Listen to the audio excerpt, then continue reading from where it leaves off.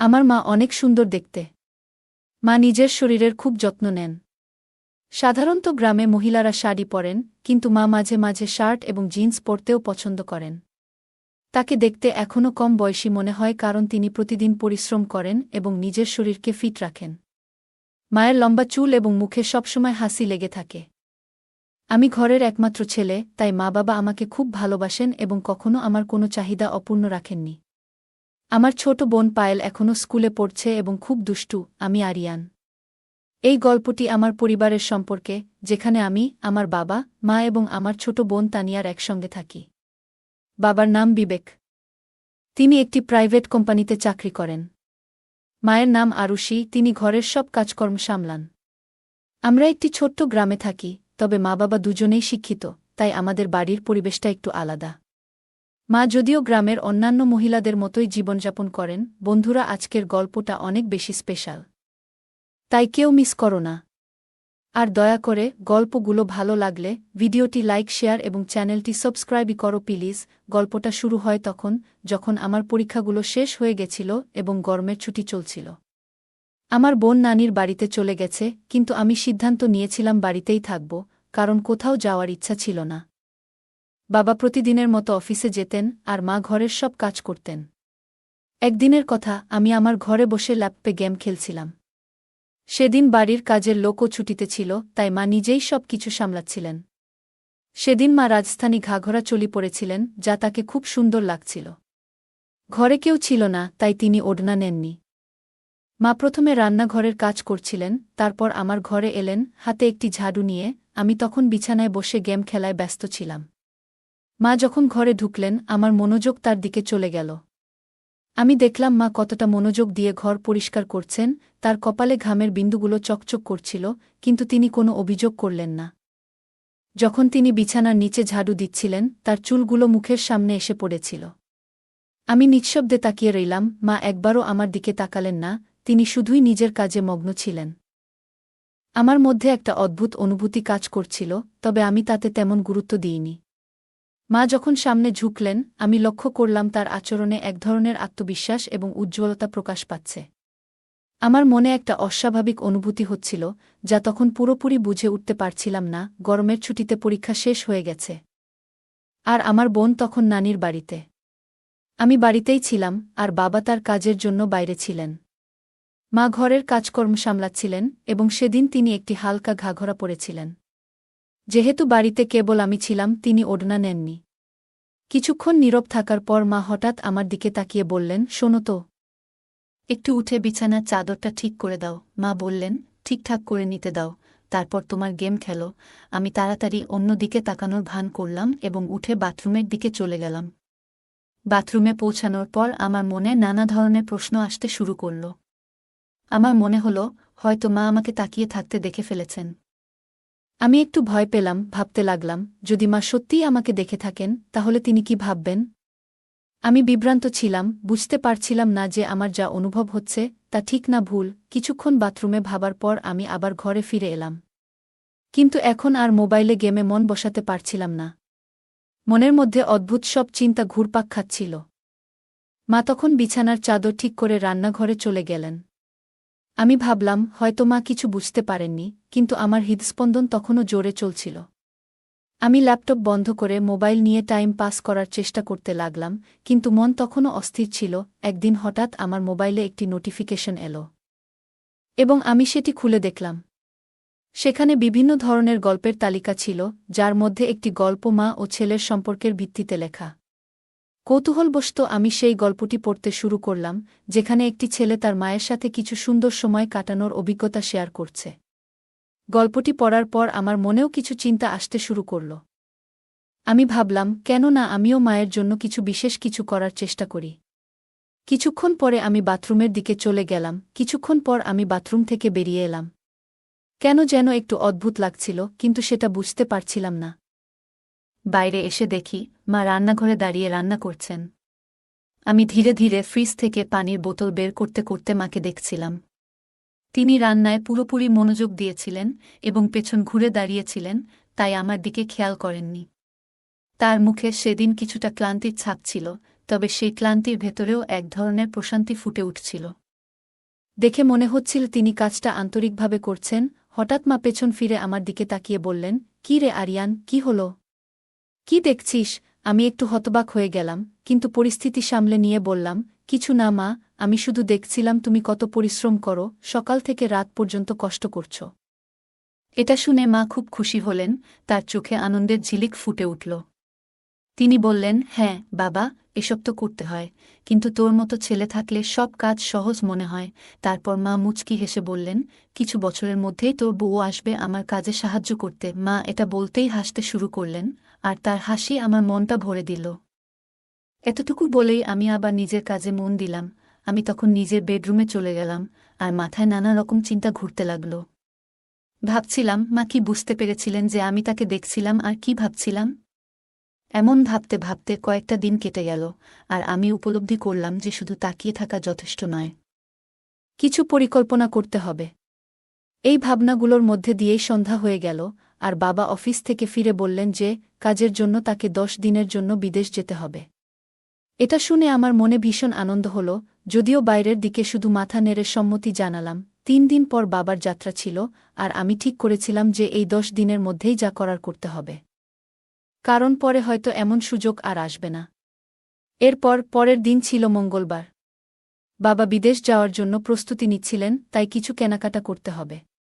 মা আর বাবা শপিংয়ের জন্য বেরোনোর সময় আমাকে জিজ্ঞেস করলেন, তুই আসবি? আমি না বলে বললাম, তোমরা যাও, আমি মোবাইলে গেম খেলব বাসায় থেকে। তারা বেরিয়ে যাওয়ার পর আমি দরজা বন্ধ করে দিলাম, আর সরাসরি তাদের বেডরুমে গেলাম। বেডরুমে গিয়ে আমি আলমারি খুলে কিছু খুঁজতে লাগলাম, যদি কোনো ভালো আইডিয়া পাওয়া যায়। খুঁজতে খুঁজতে হঠাৎই আমার চোখে মায়ের লিপস্টিক আর বডি স্প্রে পড়ল। আর একটু খুঁজতেই মায়ের কিছু পোশাক দেখতে পেলাম।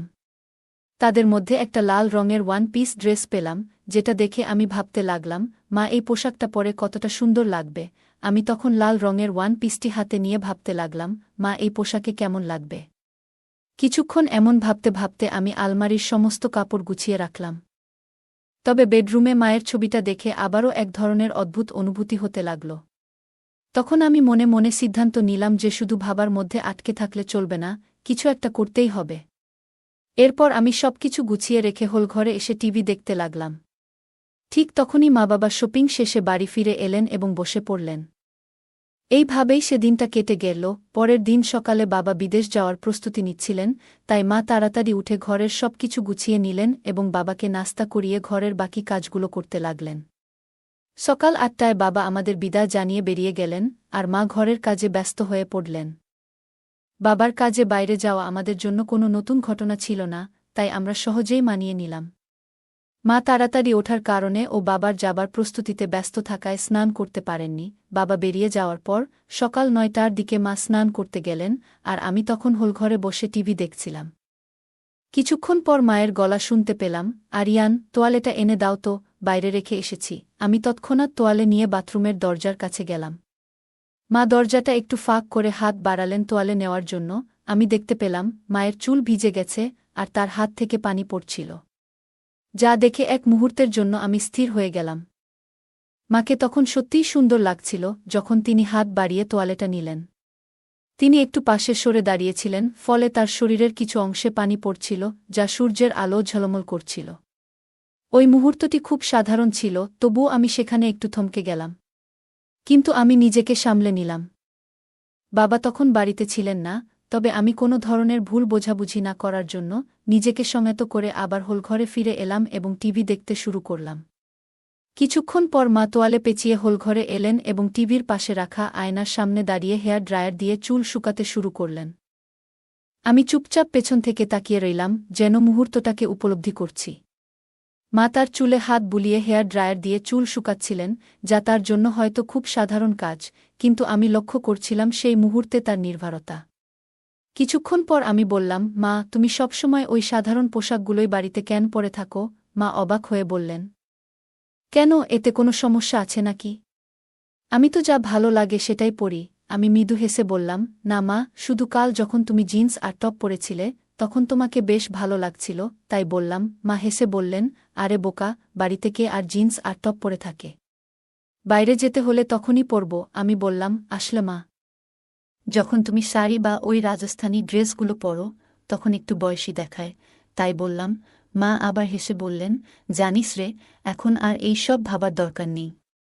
যার সঙ্গে প্রেম করেছিলাম তার সঙ্গেই তো বিয়ে করেছি। আর তোর মতো একটা আলসে ছেলে আর পায়েল মতো সুন্দর মেয়ে আছে, আর কি বা চাই? মা এতটুকু বলে জোরে হেসে বেডরুমে চলে গেলেন কাপড় পরিবর্তন করতে। আমি মায়ের হাসি দেখে নিজেও হেসে ফেললাম এবং টিভি দেখতে লাগলাম। কিছুক্ষণ পর মা যখন নতুন পোশাক পরে বাইরে এলেন, তখন আমার মন ভালোও লাগল আর একটু রাগও হল, কারণ মা আমার কথাটা ধরে ফেলেছিলেন। আমি মনে মনে একটু বিরক্ত ছিলাম, কারণ মা আবার পুরোপুরি ঢেকে ফেলেছিলেন নিজেকে। মা হল ঘরে এসে বললেন, এখন কেমন লাগছে আমাকে?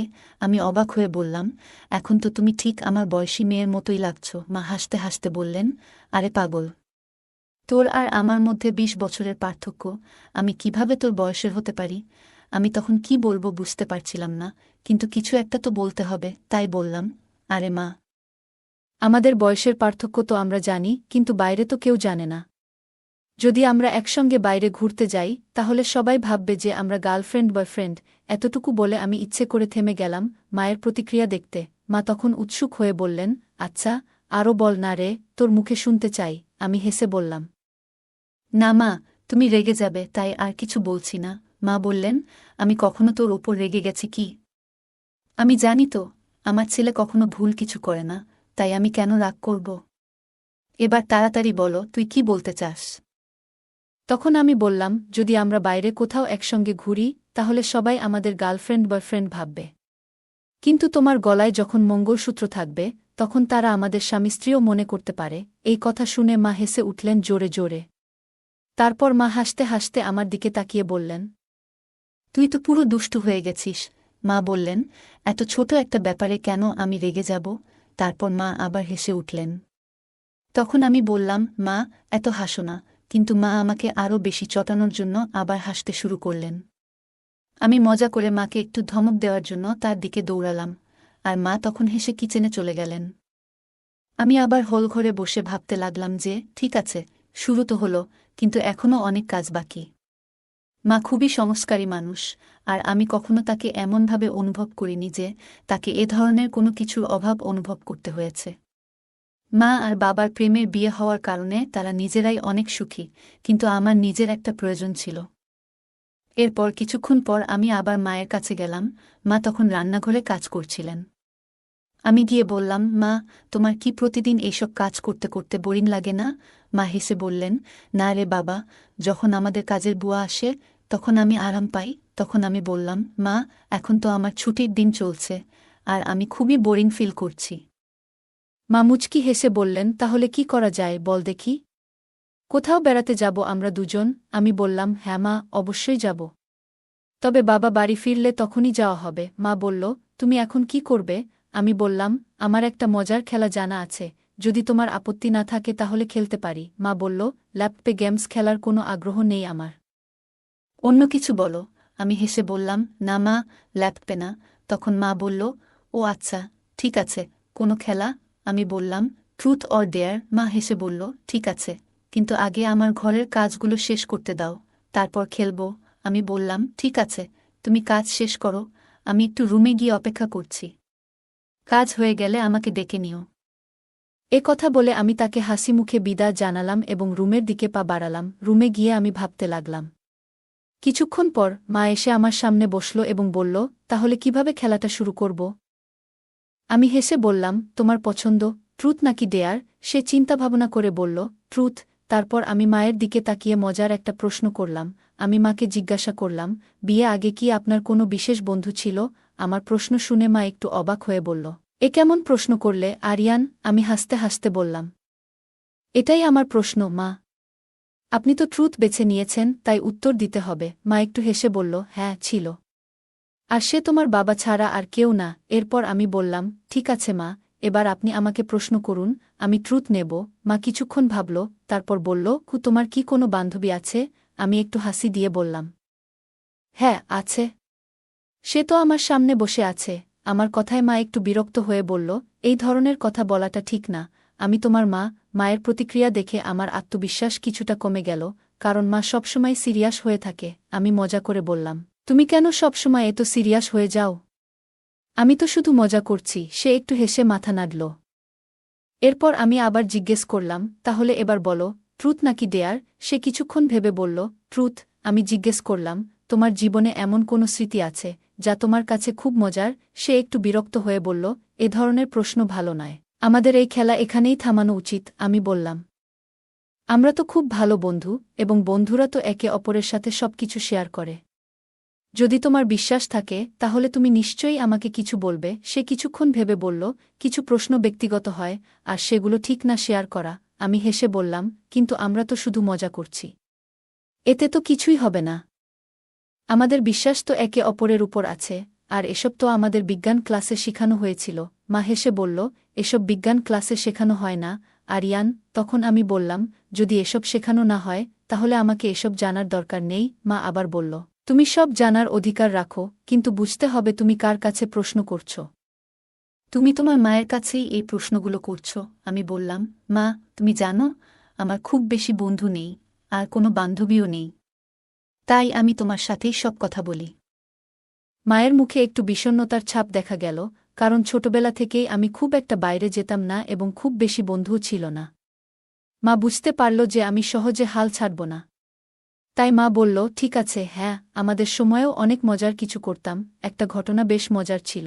আমি হেসে বললাম, মা, এমন ছোট্ট একটা বিষয় নিয়ে এত ভেবে সময় নিলে কেন? মা হেসে উত্তর দিল, তুমি না সত্যিই অনেক কৌতূহলী। মা মুচকি হেসে বলল, এবার তো খুশি হলে, তাই না? তারপর মা আবার বলল, এবার তুমি বলো, ট্রুথ নাকি ডেয়ার? আমি বললাম, ডেয়ার নেব। মা একটু ভেবে বলল, তাহলে বলো, তুমি কি কখনো কাউকে ভালোবাসা প্রকাশ করার সাহস দেখিয়েছ? আমি মৃদু হেসে বললাম, না, তবে যদি কেউ তোমার মতো আন্তরিক আর মিষ্টি হয় তাহলে হয়তো করতাম। মা মজার ছলে বলল, এই তো একটু আগেই বললে আমি তোমার প্রিয় বন্ধু, আর এখন বলছ অন্য কেউ হলে প্রকাশ করবে। আমি হাসি দিয়ে বললাম, তাহলে কি তোমার সাথে মজার ছলে কিছু বলতে পারি? মা হাসি মুখে বলল, ঠিক আছে, মজার কিছু বলো। আমি মজা করে বললাম, গালে নয়, বরং একটা মজার কথা শেয়ার করি। মায়ের প্রতিক্রিয়া দেখে বুঝতে পারলাম হয়তো আমি একটু বেশি মজা করে ফেলেছি। মা একটু বিরক্ত হয়ে আমাকে শাসন করলেন। আমি তৎক্ষণাৎ পরিস্থিতি শান্ত করার চেষ্টা করলাম। মায়ের মেজাজ একটু স্বাভাবিক হলে আমি বললাম, ঠিক আছে মা, আমি তোমার কথা শুনব। মা বললেন, এইবার আর কোনো রকম মজা করো না। আমি মায়ের সামনে গিয়ে শান্তভাবে দাঁড়িয়ে রইলাম, তারপর একটুখানি হাসি মুখে মায়ের প্রতি শ্রদ্ধা ও ভালোবাসা প্রকাশ করলাম। এরপর আমরা দুজনেই হেসে উঠলাম।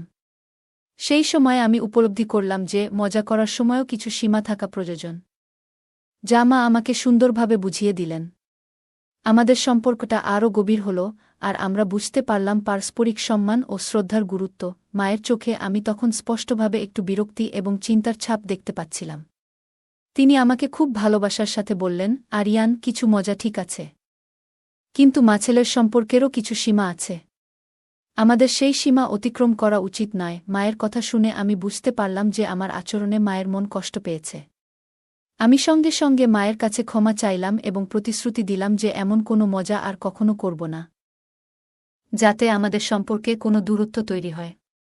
মা আমার ক্ষমা গ্রহণ করে আমাকে জড়িয়ে ধরলেন এবং বললেন, বাবা, আমি সবসময় তোমার বন্ধু থাকব, কিন্তু মনে রাখতে হবে আমাদের সম্পর্কের কিছু সীমা আছে। আমি মায়ের দিকে তাকিয়ে বললাম, হ্যাঁ মা, আমি বুঝতে পেরেছি। আমি আপনাকে আর কখনো কষ্ট দেব না। এরপর আমরা দুজনেই আবার হাসিমুখে সাধারণ আলাপ শুরু করলাম। মা আমাকে পরামর্শ দিলেন যে আমার বন্ধুদের সঙ্গে বেশি সময় কাটানো উচিত এবং জীবনের সম্পর্কের মর্যাদা এবং সম্মান বজায় রাখা অত্যন্ত জরুরি। এই কথোপকথন আমাকে শেখালো যে মজারও কিছু সীমা থাকে, আর সম্পর্কগুলোতে পারস্পরিক সম্মান এবং বোঝাপড়া খুবই গুরুত্বপূর্ণ।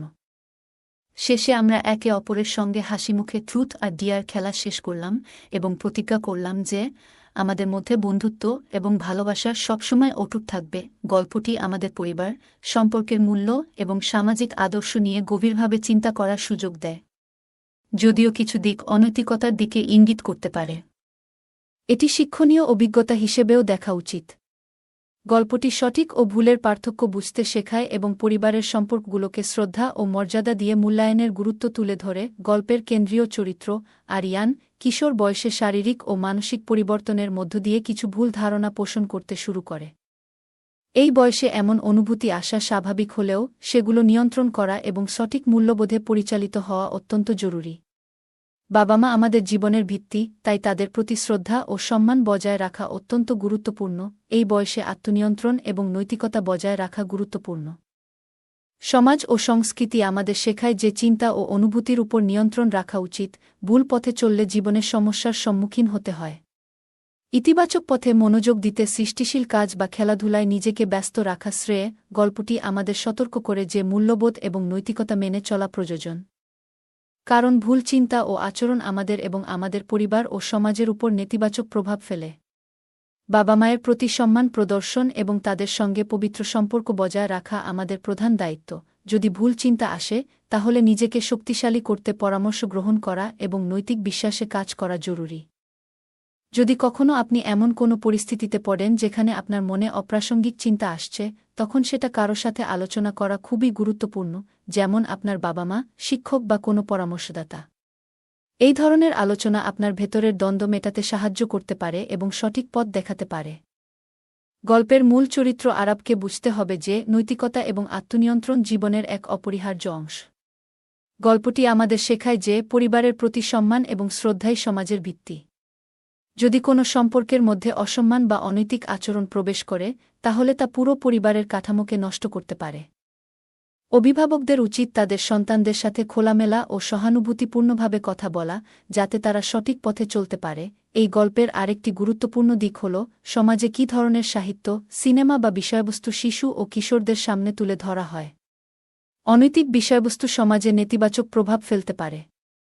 তাই অভিভাবক এবং সমাজকে সচেতন থাকতে হবে, যাতে শিশুদের সামনে সঠিক বিষয়বস্তু উপস্থাপিত হয়। সময়ের সাথে সাথে যখন একজন ব্যক্তি বড় হয়, তখন তার চিন্তাভাবনাকে আরও পরিপক্ক করতে হবে। গল্পের চরিত্র আরবের আচরণ এবং চিন্তাধারা ভুল পথে যাচ্ছে, কিন্তু এর থেকে আমরা শিখতে পারি যে সঠিক দিকনির্দেশনা এবং আত্মসংযমের মাধ্যমে একজন ব্যক্তি তার চিন্তাধারাকে সঠিক পথে নিয়ে যেতে পারে। আমাদের সংস্কৃতি এবং পারিবারিক মূল্যবোধের গুরুত্ব অত্যন্ত বেশি, বিশেষ করে ভারতীয় উপমহাদেশের প্রেক্ষাপটে। এই গল্প থেকে আমরা শিখতে পারি যে নৈতিকতা এবং মূল্যবোধ যে কোনো সম্পর্কের ভিত্তি। যদি সন্তানদের সাথে সুস্থ ও স্নেহপূর্ণ সম্পর্ক থাকে, তবে তাদের জীবনের সঠিক দিকনির্দেশনা দেওয়া সহজ হয়। গল্পটা কেমন লাগলো জানাতে ভুলবে না।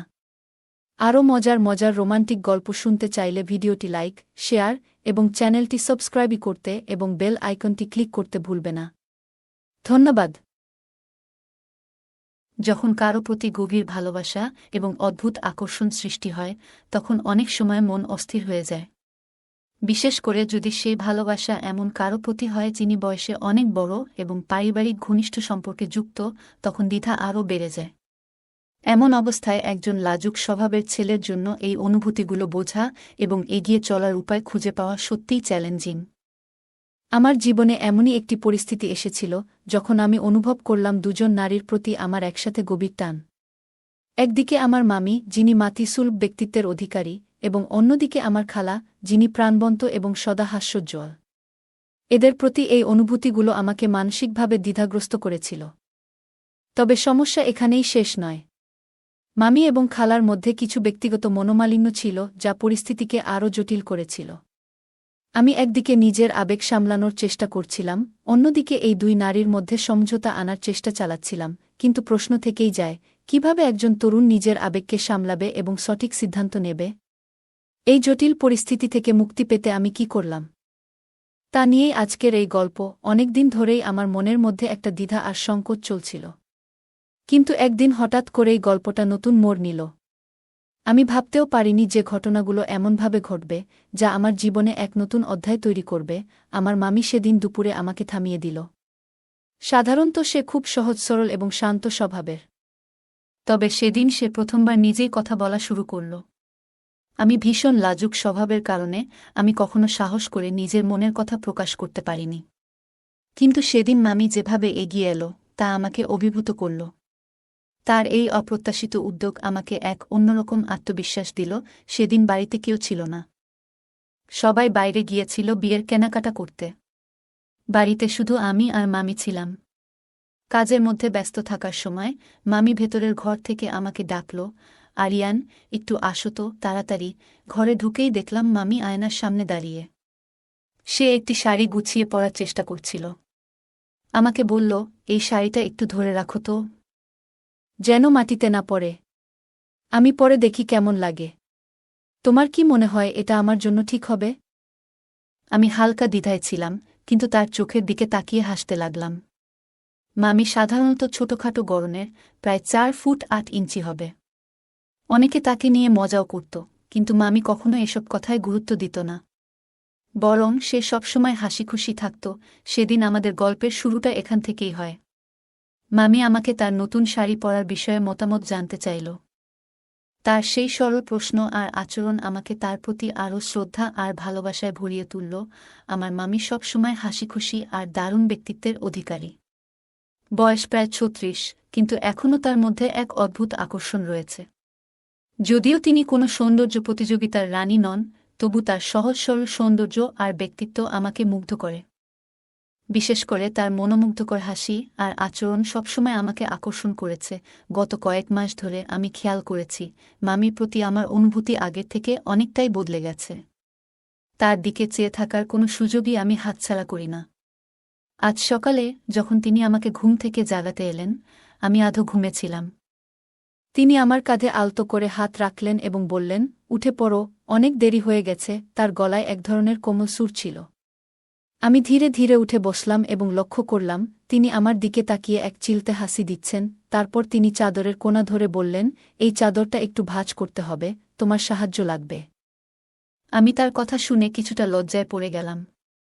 তার এই মৃদু আচরণ আমাকে বিব্রত করেছিল, কারণ আমি বুঝতে পারছিলাম আমার মনের গোপন ভাবনা তার চোখ এড়াচ্ছে না।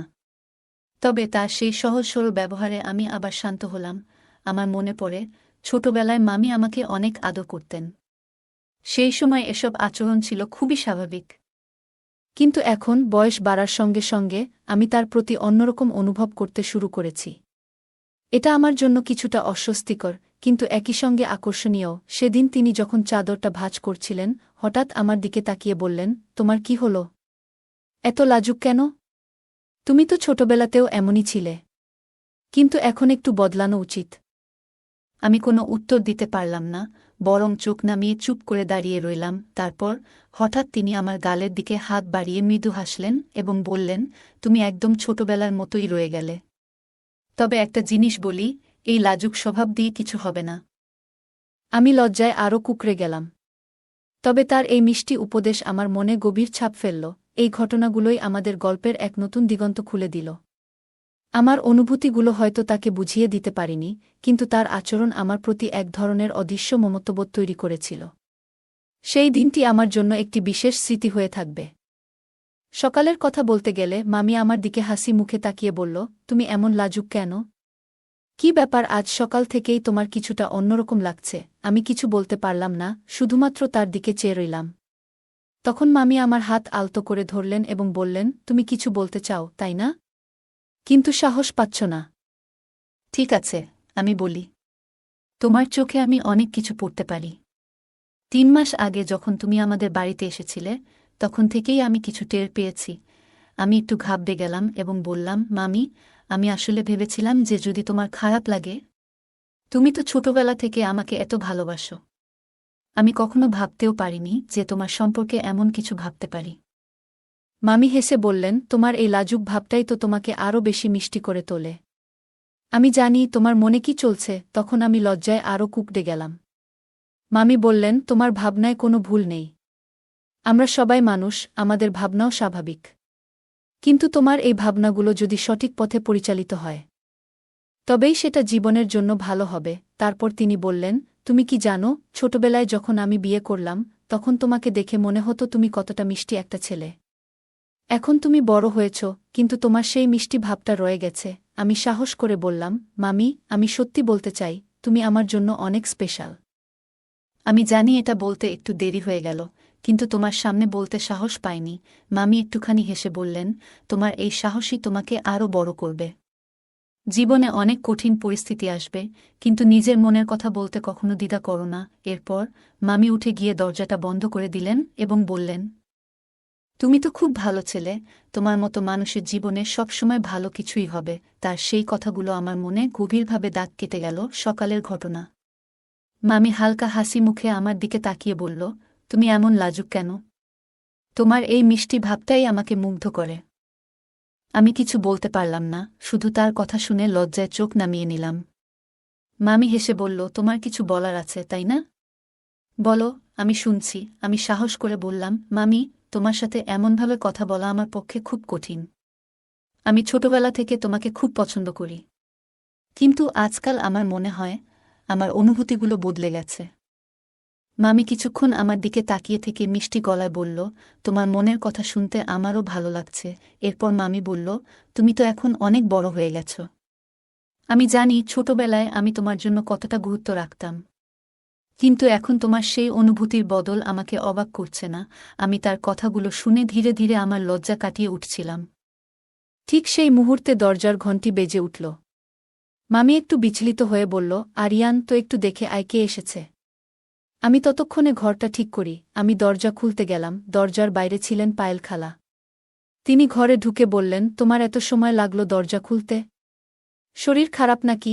আমি হেসে বললাম, না খালা, একটু কাজ করছিলাম, তাই দেরি হয়ে গেছে। খালা চোখ ছোট করে আমাকে দেখলেন এবং বললেন, তোমার প্রিয়া মামি কোথায়? আমি বললাম, মামি তো ঘরের ভেতর আছে। ডেকে দিই? খালা একটু বিরক্তির সুরে বললেন, থাক, ডাকতে হবে না। খালা ঘরে ঢুকে মামির প্রতি নজর দিলেন। তাদের সম্পর্কের টানাপোড়েন সম্পর্কে সবারই জানা ছিল। যখনই তারা একসঙ্গে থাকতেন তখনই তাদের মধ্যে ছোটখাটো তর্কবিতর্ক লেগেই থাকত। আজও তার ব্যতিক্রম হল না। খালা এবং মামির মধ্যে পার্থক্য ছিল চোখে পড়ার মতো। মামি ছিলেন স্নিগ্ধ ও হাসি খুশি স্বভাবের, আর খালা ছিলেন কিছুটা রাগী ও গম্ভীর। তাদের দুজনের ব্যক্তিত্ব একেবারে আলাদা। খালা ঘরের দিকে এগিয়ে গেলেন। আমি তখন নিজের মন শান্ত করার চেষ্টা করছিলাম। মামির সাথে হওয়া কথোপকথন আমার মনকে অনেকটা হালকা করে দিয়েছিল। আমাদের বাড়িতে আসা যাওয়ার মধ্যে মামি এবং খালা দুজনই ছিলেন। মামি সবসময় হাসি খুশি আর প্রাণবন্ত, খালা বরাবরই একটু গম্ভীর এবং শৃঙ্খলাপ্রিয়। দুইজনের স্বভাব সম্পূর্ণ বিপরীত। মামির হাসি আর মায়া যেন সবার মন জয় করে নিত। অন্যদিকে খালার ব্যক্তিত্ব ছিল দৃঢ় এবং কঠোর। খালা 5 ফুট 8 ইঞ্চি লম্বা, গায়ের রং শ্যামলা হলেও অনেক আকর্ষণীয়। তার চেহারায় ছিল এক ধরনের দৃঢ়তা যা তাকে অন্যদের থেকে আলাদা করত। ছোটবেলায় খালার শাসন আর বকাঝকার জন্য তার থেকে একটু ভয় পেতাম, কিন্তু সময়ের সঙ্গে সঙ্গে তার সেই কঠোরতার মধ্যেও মমত্ববোধ খুঁজে পেয়েছিলাম। একদিন খালা আমাদের বাড়িতে এলেন এবং ঘরের ভেতরে ঢুকে আমার বিছানায় বসে পড়লেন। তিনি হালকা হেসে বললেন, আজ খুব ক্লান্ত লাগছে, একটু বিশ্রাম নেব। এই বলে খালা শুয়ে পড়লেন। আমি পাশের চেয়ারে বসে পড়তে শুরু করলাম, তবে মনোযোগ ছিল না। বারবার খালার দিকে চোখ চলে যাচ্ছিল। কিছুক্ষণ পর মামি বাইরে এসে আমাকে ইশারায় ডেকে নিলেন। তিনি মুচকি হেসে বললেন, আমি এখন বাইরে যাচ্ছি। তোমার খালা এসে সব মজা নষ্ট করে দিল। আজ তোমার সঙ্গে অনেকক্ষণ গল্প করব ভেবেছিলাম। মামি হালকা হাসি দিয়ে বললেন, আর শোনো, তোমার খালার সঙ্গে কিন্তু ভালোভাবে থেকো, কোনো ঝামেলা করবে না। আমি মামির কথা শুনে একটু হাসলাম।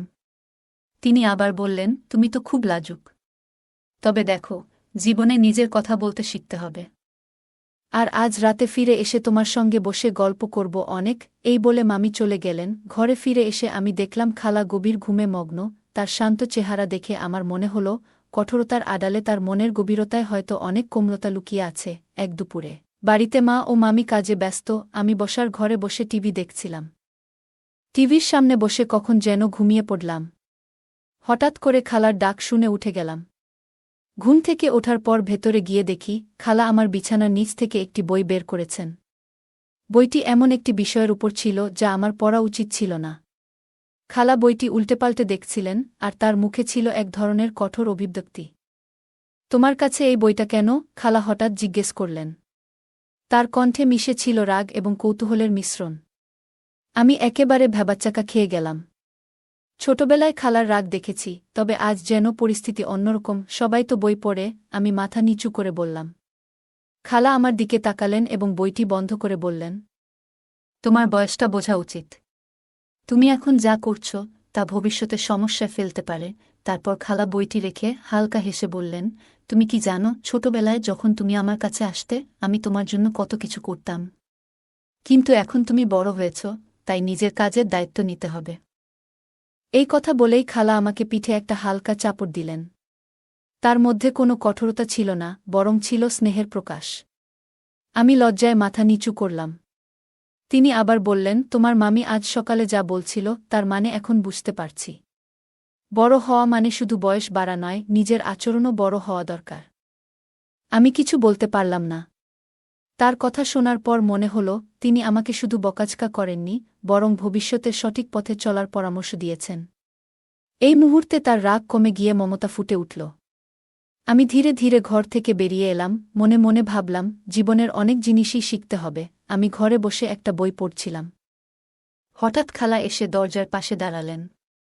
তার চোখে ছিল রাগ এবং মুখে ছিল এক ধরনের কঠোর অভিব্যক্তি। তিনি আমাকে ডাকলেন, এই, এখানে আসো। আমি একটু ঘাবড়ে গিয়ে তার সামনে গিয়ে দাঁড়ালাম। তোমার ওই বইটা কি নিয়ে?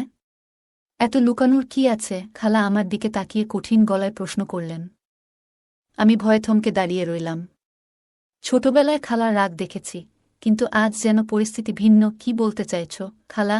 আমি শান্ত গলায় বললাম, তোমার মুখ দেখলেই বোঝা যাচ্ছে কিছু একটা গড়বড় আছে। সবকিছু খুলে বলো, নইলে কিন্তু আমি সত্যিটা বের করেই ছাড়ব। খালা আমার কান ধরে মৃদু টান দিয়ে বললেন। আমি মাথা নিচু করে বললাম, আমি কিছু করিনি খালা। কিন্তু খালা বুঝতে পারলেন যে আমি কিছু একটা লুকাচ্ছি। তিনি বললেন, তোমার মামি তো তোমার খুব খেয়াল রাখে, অথচ তুমি এইসব আজব জিনিস নিয়ে সময় নষ্ট করছ। তার কণ্ঠে ছিল হতাশা আর চোখে ছিল রাগের ছাপ। আমি আস্তে আস্তে বললাম, খালা, আমি দোষ করতে চাইনি। খালা একটু নরম সুরে বললেন, তোমাকে বুঝতে হবে, আমরা বড়রা তোমাদের ভালো চায়। মামি তোমাকে ছোটবেলা থেকে কত ভালোবাসে, আর তুমি এসব করছ। তোমার দায়িত্ব হলো সঠিক পথে চলা। তার কথায় আমার ভেতরে এক ধরনের অপরাধবোধ কাজ করল। আমি মৃদু স্বরে বললাম, খালা, আমি আর কখনো এমন কিছু করব না। খালা আমার মাথায় হাত রেখে বললেন, এই হলো কথা। কিন্তু ভবিষ্যতে এমন কিছু করো না যা তোমার বা তোমার পরিবারের সম্মানের ক্ষতি করতে পারে। আমি লজ্জিত হয়ে তার কথা শুনলাম। খালার কঠোর কথার মাঝেও তার ভালোবাসা প্রকাশ পেয়েছিল। আমি খালার দিকে তাকিয়ে খুব মৃদু গলায় বললাম, তুমি সত্যিই খুব ভালো খালা। আমার সবকিছুর খেয়াল রাখো। খালা অবাক হয়ে বললেন, খেয়াল রাখা মানে কি? এসব কথা বলা, এসব তোমার মাথায় কেন আসে? আমি একটু লজ্জিত হয়ে বললাম, খালা, ছোটবেলায় তুমি আমাকে অনেক বকতে আর মাঝে মাঝে মারতে। কিন্তু তারপরও তোমার আদরটা সবসময় আলাদা ছিল। সেই জন্যই তুমি আমাকে অনেক পছন্দের। খালা কিছুক্ষণ চুপ করে রইলেন। তারপর বললেন, তোমার মামিকে কেন এত পছন্দ করো? সে তো ফর্সা, সুন্দর, আর আমি তো কালো, সাধারণ। তাহলে? আমি কিছুক্ষণ চুপ করে থেকে বললাম, তুমি কালো নও খালা। তোমার গায়ের রং তো সুন্দর, আর তোমার চুল, তোমার হাসি, সবই আমার খুব ভালো লাগে। খালা হেসে বললেন, তোমার কথা শুনে মনে হচ্ছে তুমি বড় হয়ে গেছ। কিন্তু আমার কাছে তো তুমিই সেই ছোট্ট ছেলেটা। তার চোখে একটা মমতার আভা ছিল। আমি বললাম, খালা, তোমাকে আর মামিকে আমি খুব পছন্দ করি। তোমরা দুজনই আমাদের বাড়ির প্রাণ। খালা বললেন, তাহলে ভালো করে পড়াশোনা করো আর বড় হয়ে আমাদের গর্বিত করো। আর এসব আজব চিন্তা মাথা থেকে ঝেড়ে ফেলো। আমি মাথা নিচু করে বললাম, ঠিক আছে খালা। 000। আমি তখন তাকিয়ে আছি। খালা কিছুক্ষণ চুপচাপ দাঁড়িয়ে রইলেন। তারপর তিনি হঠাৎ আমার কাছে এলেন এবং বললেন, তুমি তো অনেক বড় হয়ে গেছ। 10 মিনিটের মধ্যেই তিনি উঠে দাঁড়ালেন, কিন্তু কিছু না বলেই বাইরে চলে গেলেন। আমি তখন দরজার হালকা শব্দ শুনতে পাই।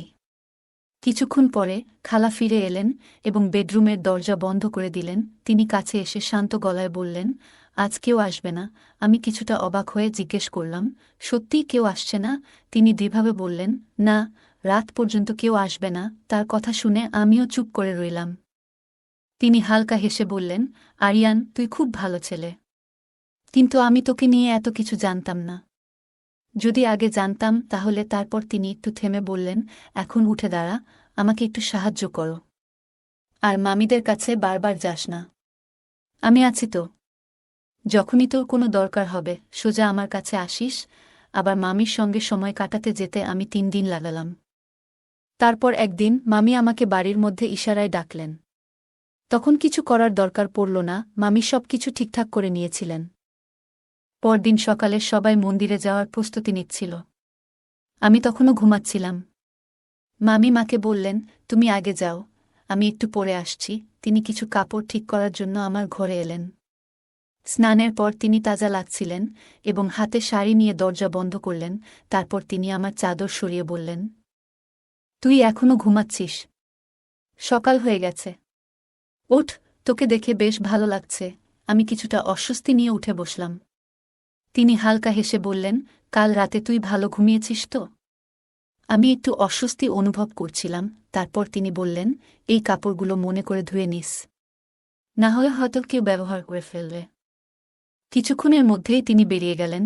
সেদিন পুরোটা সময় আমার মন বেশ অস্থির ছিল। তবে পরের দিন সকালে শুনলাম, মামি শহরে মামার সঙ্গে কোনো কাজের কারণে গেছেন। তারা সেখানে 2 দিন থাকবে। 2 দিন ধরে মামিকে দেখতে পাচ্ছিলাম না। মনের ভেতর এক অদ্ভুত অস্থিরতা কাজ করছিল।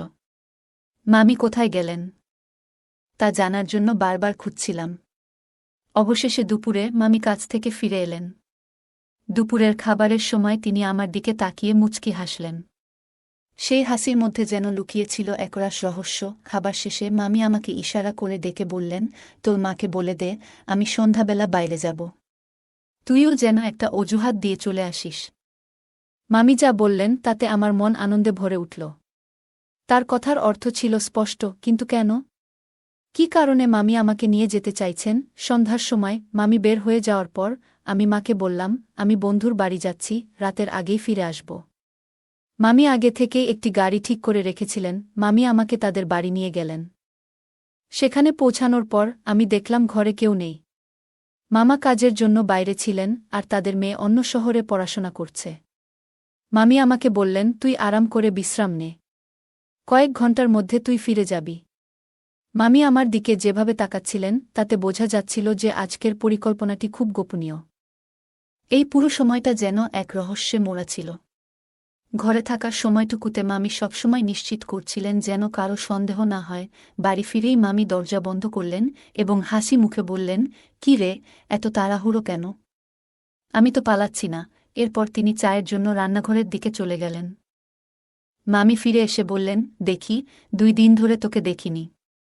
ভাবলাম তুই ভুলে গেছিস। তুই তো আসবি না, আমাকেই তোকে ডেকে আনতে হলো। আমি হেসে বললাম, কি করব বলুন? ওদিকে পায়েল খালা এসেছিলেন। সব কিছুর উপর নজর রাখছিলেন। মামি একটু চিন্তিত মুখে বললেন, ও বুঝি কিছু জানে নাকি আমাদের ব্যাপারে? আমি অন্যদিকে কথাটা ঘোরানোর চেষ্টা করলাম, কিন্তু মামি আমার মনের ভাব ঠিকই বুঝে ফেললেন। অবশেষে আমাকে সত্যি কথাটা বলতে হলো। মামি গভীর চিন্তায় পড়ে গেলেন। ওই পায়েল তো সব সময়ই একটা না একটা কথা নিয়ে লেগে থাকে। তার ছেলের সঙ্গে তুলনা করে জলে পুড়ে মরে। এরপর মামি একটু মজা করেই বললেন, তুই কি জানিস, সেদিন আমি বাইরে গেলে ও তোকে বকাচকা করেছে? ঠিক বলো, কিছু বলেছিল নাকি? আমি মাথা নাড়লাম, কিন্তু মামি কিছুতেই বিশ্বাস করলেন না। তিনি বারবার জিজ্ঞেস করতে থাকলেন, সত্যি করে বলো, মিথ্যে বললে কিন্তু আর কথা বলবো না। শেষে আমি স্বীকার করলাম। মামি একটু রেগে গেলেন, বদমাস ছেলে, 2 দিনে 2 বার তোকে বকাচকা করেছে। কি দরকার ছিল পায়েলকে এসব বলার? আমি বললাম, মামি, আমি তো কিছু করিনি। উল্টে উনি আমাকে দোষারোপ করছিলেন। বলছিলেন, তোমার মামি তো এত সুন্দরী, আমি তার সামনে কিছুই না। উনি তো সবসময় আমাকে এড়িয়ে চলেন। এই কথা শুনে মামি হেসে ফেললেন। তার চোখে মুখে হাসির ঝিলিক ছিল। বললেন, ওরে বাবা, এত বড় কথাও বলেছে। এখন দেখ আমি কি করি। পায়েল খালার সঙ্গে এই তুলনা নিয়ে আরেকদিন কথা বলতেই হবে। ঘর জুড়ে হাসির রেশ ছড়িয়ে পড়ল। মামি যেন পুরো বিষয়টাকে নিজের মতো করে সামলে নিলেন। গল্পটি এক অন্যরকম রোমাঞ্চ নিয়ে শেষ হল। মামি কিছুক্ষণ চুপচাপ রইলেন। তারপর মৃদু হেসে বললেন, কি বলবো রে, আমি তো কখনো কিছু বলিনি। ওরাই সবসময় ঝগড়া করতে আসে, তবে মানুষ হিসেবে খারাপ নয়। এই বলে মামি উঠে গেলেন। বললেন, এক কাজ করি, তোর জন্য কফি বানাই। তুই তো দেখি অনেক ক্লান্ত, সময়ও আছে 3 ঘন্টার মতো। আমি হাসতে হাসতে বললাম, মামি, যদি বলো, আমি 2-4 ঘন্টাও তোমার পাশে থাকতে রাজি। মামি আমার কথা শুনে হাসলেন এবং ভালোবেসে আমার পিঠে চাপড়ে দিলেন। তারপর তিনি কফি বানাতে গেলেন। এদিকে আমি বই বের করে দেখতে লাগলাম। মামি ফিরে এসে কফি খেতে খেতে বললেন, কি রে, এটা কোনো বই? তোর কাছে এমন সব বই আসে কিভাবে? আমি হেসে বললাম, মামি, আগে কখনো দেখনি নাকি? মামি বললেন, না রে, এমন বই তো কখনো দেখিনি। কলেজে 2-1টা সাধারণ বই দেখেছি, কিন্তু এরকম নয়। আমি একটু মজা করেই বললাম, মামি একটা কথা বলি, রাগ করবে না তো? আর মারবেও না? তোমার আমার কসম। মামি চোখে কৌতূহল নিয়ে বললেন, বলে ফেলো রে। আমি কিছুতেই রাগ করব না। আমি একটু লজ্জা পেয়ে ধীরে ধীরে বললাম, মামি, তোমাকে আর খালাকে নিয়ে মাঝে মাঝে স্বপ্ন দেখি। খুব অদ্ভুত সব স্বপ্ন। এই কথা শুনে মামি অবাক হয়ে আমার দিকে তাকালেন। তারপর বললেন, কী সব বোকামি কথা বলছিস? লজ্জা করে না তোর? দাঁড়া, তোকে আমি ঠিক করছি। এটা বলেই মামি আমার কান মুচড়ে দিলেন। আমি কষ্টে চিৎকার করে বললাম, মামি প্লিজ। আমি তো তোমার কসম খেয়েছিলাম। মামি হেসে বললেন, কি বোকা ছেলে রে তুই। এরপর তিনি বইগুলো হাতড়াতে লাগলেন। বই দেখতে দেখতে তার মুখে আবার সেই মিষ্টি হাসি ফুটে উঠল। আরিয়ান সেই দিন রাগ এবং লজ্জায় লাল হয়ে গিয়েছিল। মামি হেসে বলল, ঠিক আছে, এখন যাও। বিয়ের অনুষ্ঠানের ভিড় মিটে গেলে দেখা করো। তখন দেখি কেমন করে সব ম্যানেজ করো। সেই রাতের অনুষ্ঠানে অনেকেই ছিল, কিন্তু আরিয়ান খেয়াল করল যে মামি এবং তার খালা কোথাও দেখা যাচ্ছে না। কিছুক্ষণ পর সে দেখে তারা দুজন এক পাশে দাঁড়িয়ে গল্প করছে। মামি বেশ কিছু বলছিল, কিন্তু খালা তার কথা মন দিয়ে শুনছিল। আরিয়ান ভাবল, এটা তো বেশ অদ্ভুত ব্যাপার। পরদিন সকালে আরিয়ান আবার মামির সঙ্গে কিছু সময় কাটানোর সুযোগ পায়। তখন সে তার মনের কথা খুলে বলে। মামি মুচকি হেসে বলল, তুমি সত্যিই কি আমার প্রেমে পড়েছ, নাকি আমাকে দেখলেই তোমার মাথা গরম হয়ে যায়? আরিয়ান লজ্জা পেয়ে বলল, না, আসলে খালা বলেছিলেন তুমি এখনও অনেক সুন্দরী। এই বয়সেও বিয়ে করলে ঠিক মানাবে। মামি তখন আরিয়ানকে অবাক হয়ে তাকিয়ে বলল, তোমার খালা বলেছে? আমি তো ভাবছিলাম সে আমার চেয়ে সুন্দর। কিন্তু তার আমার উপর এত রাগ কেন, সেটা বুঝতে পারি না। আরিয়ান উত্তরে বলল, আমি খালাকে বলেছিলাম তুমি তার উপর রাগ করো না। আর খালা বলেছিল সে বুঝতে পারে না তুমি কেন তার উপর রাগ করো। মামি তখন একটু চুপ করে থাকল। পরে হেসে বলল, ঠিক আছে, দেখা যাক সামনে কি হয়। সেই রাত থেকে খালা এবং মামির মধ্যে আর কোনো ঝগড়া হয়নি। তারা একসঙ্গে হাসিখুশি গল্প করতে শুরু করল। এমনকি একদিন আরিয়ান দেখে তারা একসঙ্গে কোনো কৌতুকে উচ্চস্বরে হাসছে। এরপর দিন ছিল রিসেপশন। সবাই প্রস্তুতি নিয়ে চলে গিয়েছিল, শুধু বাড়িতে ছিল আরিয়ান, মামি এবং খালা। মামি একটি গহনার হুক আটকে দিতে পারছিল না। সে আরিয়ানকে ডেকে বলল, এই আরিয়ান, একটু আসো তো। এই হুকটা আটকে দাও। খালা তখন নিজের চুল ঠিক করছিল, তাই ভেতরে চলে গেল। আরিয়ানও যেতে চেয়েছিল, কিন্তু থেমে গেল। দরজার ফাঁক দিয়ে সে দেখতে লাগল, মামি পুরো সাজগোজ করে দাঁড়িয়ে আছে। সন্ধ্যার আয়োজন চলছিল, আর মামির গলার নেকলেসের হুক আটকে দিতে সমস্যা হচ্ছিল। সে বলল, পায়েল খালাকে, একটু দেখো তো। হুকটা আটকে দিচ্ছি না। খালা এসে বলল, আচ্ছা দাও, আমি দেখছি। কিন্তু হুকটা বেশ ঢিলা ছিল। খালা আশেপাশে কিছু একটা খুঁজে দেখতে লাগল। কিছু না পেয়ে শেষ পর্যন্ত সে দাঁত দিয়ে হুকটা ঠিক করল। মামির চোখে কৃতজ্ঞতার ঝিলিক ফুটে উঠল। খালার এমন আচরণে মামি একটু চমকে গেলেও নিজেকে সামলে নিয়ে সোজা হয়ে দাঁড়াল। শেষে হুকটা ঠিক হয়ে গেল। মামি মুচকি হেসে বলল, পায়েল, একটা কথা বলি, রাগ করো না। তোমার এই শাড়িতে তুমি সত্যিই দারুণ লাগছ। পেল খালা একটু লজ্জা পেয়ে বলল, ধন্যবাদ। কিন্তু তোমার সাজও কম সুন্দর নয়। আজ কি তুমি লাল শাড়িটা পরবে? প্রিয়া মামি বলল, ভাবছিলাম লালটা পরব, কিন্তু তোমার পরামর্শে সবুজ শাড়িটা পরে নিলাম। তুমি বলেছিলে এটা পরলে ভালো লাগবে। খালা মাথা নেড়ে বলল, ঠিক বলেছ। সবুজটা তোমার খুব মানিয়েছে। কিছুক্ষণ তারা গল্প করল। এরপর মামি বাইরে বেরিয়ে গেল, আর খালা অন্য ঘরে তৈরি হতে চলে গেল। কিছুক্ষণ পরে মামি ডেকে বলল, পায়েল, একটু এসো তো, একটা সমস্যা হয়েছে। খালা যখন ঘরে ঢুকল, মামি তখন আয়নার সামনে দাঁড়িয়ে নিজের শাড়ি ঠিক করছিল। সে বলল, আমার ওজন একটু বেড়ে গেছে মনে হচ্ছে। এই শাড়িটা একটু টাইট লাগছে। খালা বলল, আরেকটা শাড়ি পরে নাও, যদি আরামদায়ক লাগে। মামি মুচকি হেসে বলল, না, এটা পরেই থাকি। তুমি ঠিক করে দাও। খালা একটু ঝুঁকে শাড়িটা ঠিক করে দিল।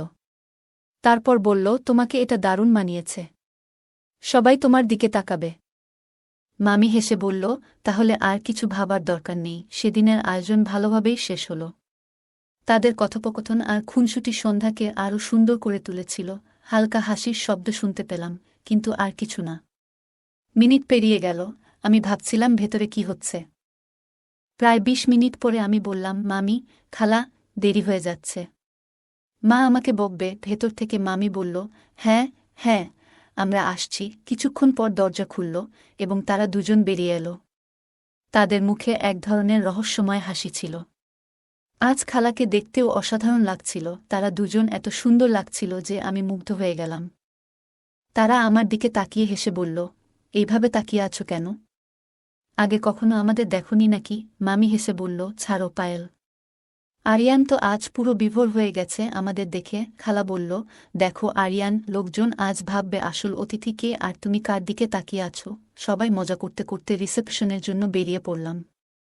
পুরো অনুষ্ঠানে তারা একসঙ্গে ছিল, কথা বলছিল এবং হাসছিল। আমার মা আমাদের দেখে মুচকি হেসে বললেন, আজ এদের কি হয়েছে? ঝগড়ার বদলে পুরো সময় মিলেমিশে আছে। রাতে আমার মনের মধ্যে অনেক প্রশ্ন ঘুরপাক খাচ্ছিল। তারা ভেতরে সাজছিল নাকি অন্য কিছু করছিল? পরদিন অতিথিরা ধীরে ধীরে বিদায় নিচ্ছিল। খালা, যিনি সাধারণত দিল্লিতে থাকেন, চলে যাওয়ার কথা ভাবছিলেন। কিন্তু মামি তাকে বলল, পায়েল, তুমি কি এখানে আরও কিছুদিন থাকতে পারবে? আমি একা হয়ে যাব। আমার মা বিস্মিত হয়ে তাকালেন। যারা আগে এক মুহূর্তে একে অপরকে সহ্য করতে পারত না, তারাই এখন একসঙ্গে থাকার কথা বলছে। আমার মা হাসতে হাসতে বললেন, তাহলে তুই থাক। তোর মামি আর খালার সঙ্গে থেকে ভালো সময় কাটাবি। আমি খুশি হয়ে বললাম, হ্যাঁ মা, আমি এখানেই থাকব। তবে আমার মনে হচ্ছিল, এই দুইজন একসঙ্গে থাকলে আমাকে নিয়ে কি পরিকল্পনা করবে কে জানে। পরের দিন বিকেলে বাবা মা বেরিয়ে গেলেন। আমি, মামি আর খালা একা রইলাম। খালা বিদায় নেওয়ার আগে মজা করে আমার গালে চাপ দিয়ে বললেন, তোর মুখ দেখে মনে হচ্ছে খুব কষ্ট হচ্ছে আমাকে যেতে দেখে। আমি মুচকি হেসে বললাম, খালা, তুমি আমাদের সঙ্গে থাকো। একসঙ্গে মজা করব। রাতে আমরা তিনজন একসঙ্গে গল্প করছিলাম। মামি আমাকে বললেন, আজ রাতে কে কোথায় ঘুমাবে? আমি বললাম, আমি বাইরের ঘরে ঘুমাব। তোমরা ভেতরে আরামে এসি চালিয়ে ঘুমাও। আমার কথা শুনে তারা হেসে উঠলেন। খালা বললেন, আরে না, তুই বাইরের ঘরে কিভাবে থাকবি? তুই ভেতরে থাক। আমি বাইরে ঘুমাই। মামি বললেন, তা তো হবে না। তুই ভেতরে ঘুমা পায়েল। আমি বাইরে ঘুমাই। তাদের মধ্যে এই তুই ঘুমা আমি ঘুমিখু নিয়ে হাসাহাসি চলতে লাগল। আমার দিকে তাকিয়ে বারবার হেসে উঠছিলেন, মনে হচ্ছিল আমায় নিয়েই মজা করছেন। অবশেষে তারা আমায় বললেন, তুই বল আরিয়ান, তুই কোথায় ঘুমাবি? আমি বললাম, সবাই একসঙ্গে ভেতরের ঘরে ঘুমাই। বড় বিছানা আছে, আমরা সবাই আরামে থাকতে পারব। আমার কথা শুনে তারা এত হাসলেন যে হাসি থামাতে পারছিলেন না। শেষ পর্যন্ত আমরা তিনজন একসঙ্গে গল্প করতে করতে ঘুমিয়ে পড়লাম। সেই রাতে তারা আমাকে নিয়ে কি পরিকল্পনা করছিলেন সেটা হয়তো আমি কখনোই জানতে পারব না। রাতের কথা বলি। মামি হেসে বললেন, ঠিক বলেছিস, চালাক ছেলে। চলো আমরা সবাই ভেতরে গিয়ে একসঙ্গে ঘুমাই। আমরা একসঙ্গে বড় বিছানায় ঘুমাতে গেলাম। আমি মাঝখানে শুয়েছিলাম আর মামি আর খালা আমার দুপাশে। তারা একে অপরের দিকে তাকিয়ে হাসছিলেন। তাদের সেই গোপন হাসি দেখে আমার মনে হল, আজ রাতে নিশ্চয়ই কিছু ঘটনা ঘটবে। বন্ধুরা, যদি এই গল্পটি ভালো লেগে থাকে তাহলে দয়া করে ভিডিওটি লাইক করুন এবং আমাদের চ্যানেলটি সাবস্ক্রাইব করুন। পাশে থাকা বেল আইকনটি প্রেস করুন যাতে করে আমরা যখনই নতুন ভিডিও আপলোড করি তার নোটিফিকেশন সবার আগে আপনার কাছে পৌঁছে যায়। ধন্যবাদ। দেখা হবে আমাদের পরবর্তী ভিডিওতে।